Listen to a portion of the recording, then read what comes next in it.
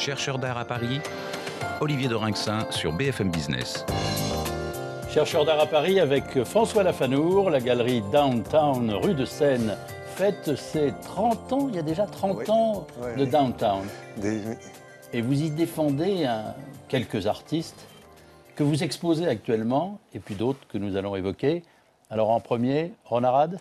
En premier, oui, Ron Arad. Ça fait pas 30 ans, mais ça, effectivement, pour les 30 ans de cette galerie, je trouvais intéressant d'essayer de mêler à la fois des gens complètement contemporains, comme Ron Arad, qui est d'origine donc israélienne, qui vit à Londres, qui fait un travail de design, d'architecture. Donc c'était la continuité un petit peu de ce que j'ai fait pendant des années avec Prouvé, Perriand.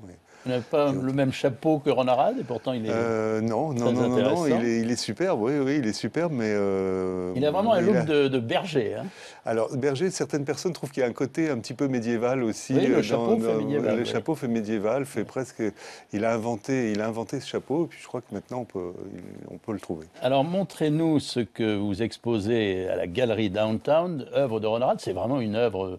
atypique, enfin ça ressemble, on ne peut pas dire à rien, mais c'est un truc de Maboul. C'est ça qui était intéressant, c'était de faire quelque chose qui était complètement nouveau, qui était en fait une installation. Il y avait l'idée, c'est qu'on voyait tout. Je trouve que depuis des années, à chaque fois qu'il y a des expositions, c'est toujours un ensemble de meubles qui avaient déjà été présentés soit à droite, soit à gauche, qui étaient donc plus ou moins connus. Alors, des fauteuils extrêmement célèbres. Là, ce sont des tables. Là, l'idée, c'est 100 tables.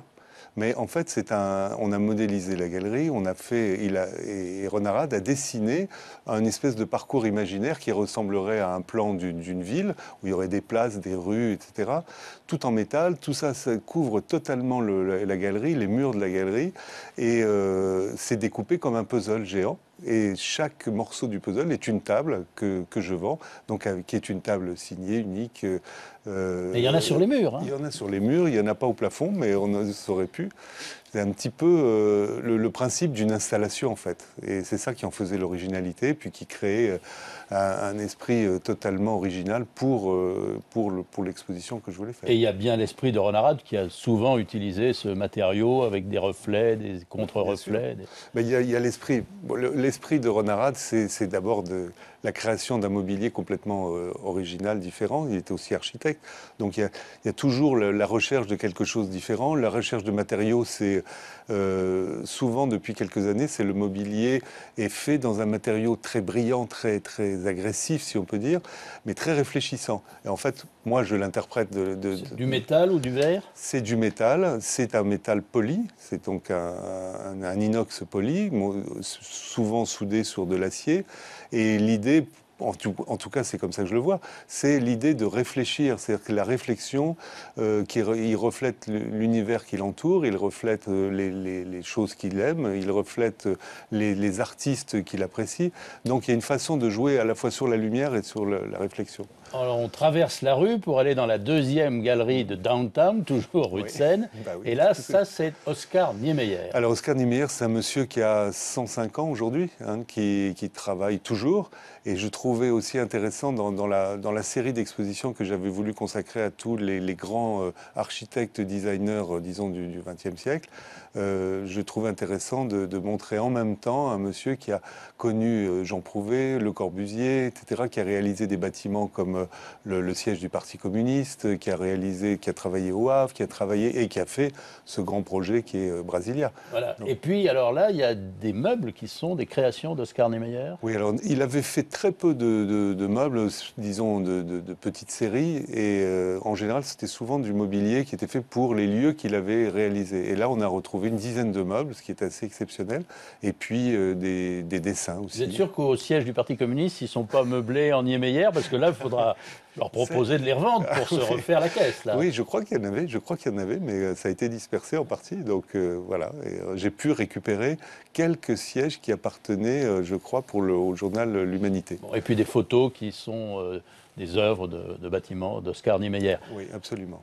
Alors les photos sont à l'œuvre de Mathieu Salvin, qui est un photographe qui connaît très bien Niemeyer et qui a fait toute une série de photos de son architecture que je trouve absolument exceptionnelle. François Lafanour, vous êtes un ancien des puces. Vous y avez commencé votre carrière.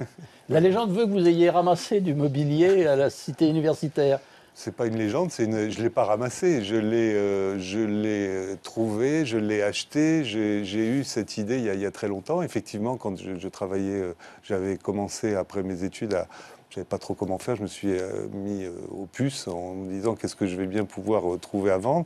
Et puis les meubles de Jean Prouvé sont venus un petit peu comme ça naturellement à moi. Et je me suis aperçu qu'à la cité universitaire, effectivement, il y avait une grande quantité de meubles qui avaient été réalisés par lui. Et vous faites encore les poubelles, les bennes à ordures, les encombrants disons que c'était amusant de faire il y a 30 ans, effectivement, les encombrants étaient des choses assez intéressantes.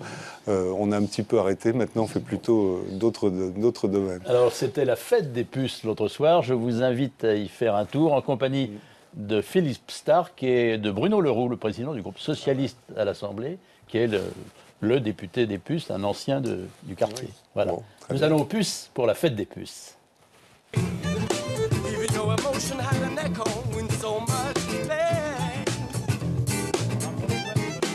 J'ai grandi dans les puces, c'était les Bretons à l'époque, quand ils avaient les ouvriers bretons qui étaient mes parents, qui le week-end venaient ici parce qu'on retrouvait les Bretons. Voilà, il y avait beaucoup de Bretons qui se retrouvaient là et puis on chinait et puis on passait la journée. Donc voilà, le dimanche c'était le Red Star ou les puces. Ah bah j'y passe tous les week-ends. Je passe tous les week-ends, alors clients. Quand je vois des beaux objets, je ne viens pas pour chercher un objet. Je ne suis pas le genre de celui qui se balade aux puces pour chercher un objet. Je viens ici d'abord pour déjeuner, pour voir des amis, pour boire un coup. Et puis en même temps, il y a toujours, quand je trouve une vieille chemise américaine, un avion, des photos d'avion, des maquettes d'avion, des choses comme ça. Alors là, je me laisse tenter. Puis des fois, par des choses, je ne m'imaginais même pas que je pouvais les ramener à la maison. Ça tourne plus rond dans ma petite tête. Des fois, j'ai des drôles d'idées. J'ai les puces depuis des années. Ça va faire maintenant une quarantaine d'années, un peu plus de 40 ans. Ah, j'ai commencé dehors, des baladages dehors. Et aujourd'hui, je suis installé dans cette petite maison là qu'il y a à côté. Vous voyez, des maisons de cheminots des années 1900, 1880, 1900. Comme au théâtre, quoi. C'est pas au théâtre ce soir, mais c'est le théâtre. C'est les puces ce soir, voilà.